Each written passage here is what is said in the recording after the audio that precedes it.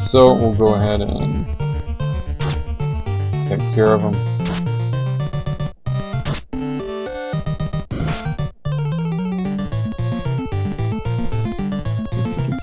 Oh, and I need to change our Viking back to the hammer, I think, now that the Viking should be getting 2 hits. I believe. Let's try that. Yes. Now we will see the Viking really do some pretty good damage.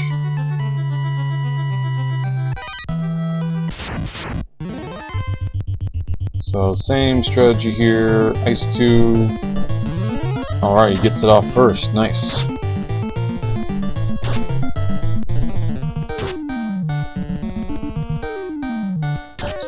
And as long as the giant doesn't target the sage, we'll be fine. Oh, they didn't even get in a single hit.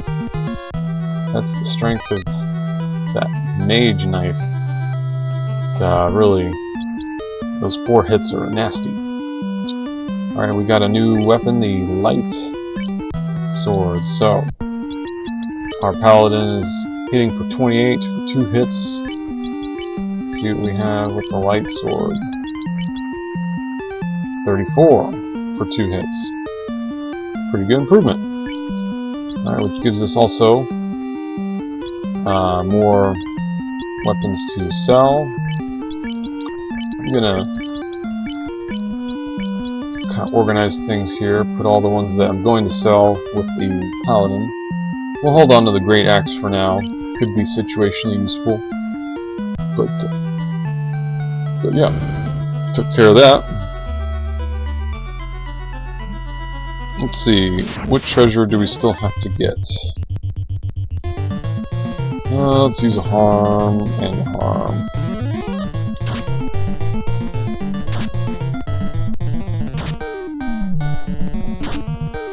Mainly just to save time, more so than to actually make sure that we win. It's not really kind of a foregone conclusion at this point. And these ones we can just take them out normally. Yeah, see, the Viking now is going to be a very dependable hitter. Very nice.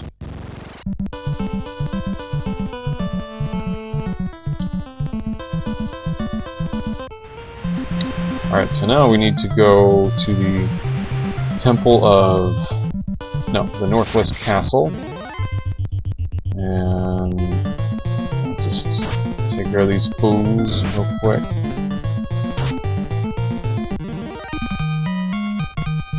Oh, yeah. 3 experience, 12 gold. Yada, yada, yada. Let's go ahead and sell off some of our equipment. So this legend sword we don't need anymore. This we definitely do not need. And this we can't use. Alright. And do we have any armor? Okay, no, we're good on that. We're good on that. Let's grab some supplies while we're at it. If I can do this turbo. Yeah. Got it in fast forward mode. Spare you some time watching me buy these one by one. Unfortunately, there's no other way to do this. It's the way these 8-bit games are set up. They didn't really have the menu options to do this more quickly. Let's buy some more. Yeah. Let's buy a few more of these. Alright. So now we've got 43 heal potions, 11 pures, 6 tents. We're set up pretty well. Go ahead and heal up a little bit more again. Might as well recharge our magic.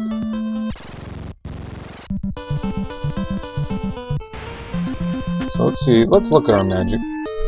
We have all the level 2 spells. We still need to go back and get some level 3 spells at some point. I think we'll do that before we go to the Marsh Cave. But first we'll go to the Temple of Fiend, or to the Northwest Castle. I keep saying temple. But no, we just went there. We don't need to go there anymore.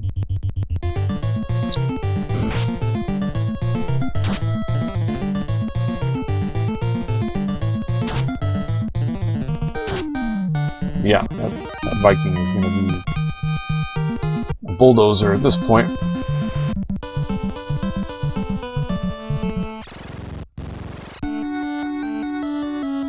And I think this will be the last place we have to visit for backtracking for treasure that we gained access to because of the Mystic Key. I'm trying to think if there's any other place.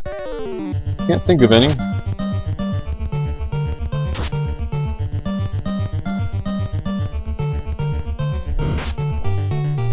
Now I'll go ahead and spoil it for you that there are some rooms in the Marsh Cave that can only be opened with the Mystic Key, but since we're doing the Marsh Cave after getting the Mystic Key, we'll just be able to go right in there on our first trip.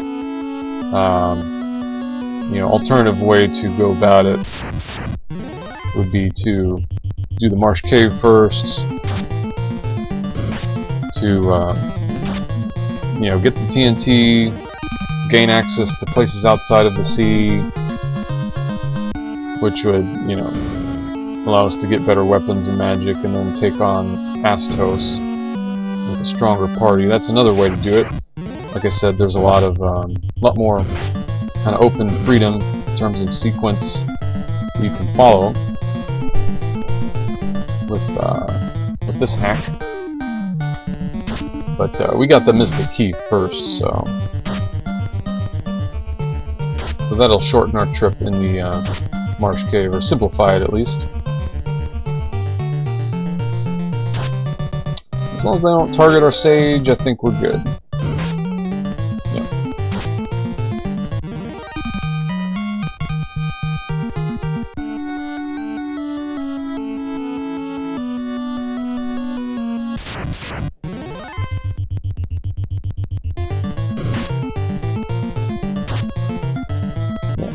Those enemies are not difficult at this point.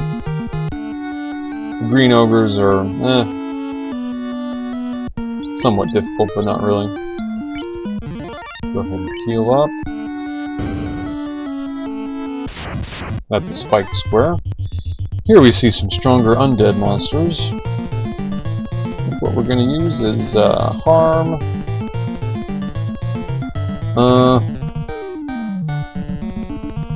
We'll just target this one, and we'll use some fire too. Hopefully our people don't get paralyzed. Well, yeah, there we go. But we got that off at least.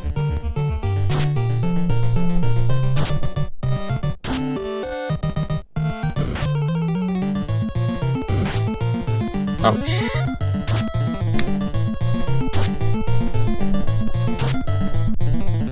Alright, that's how you do it.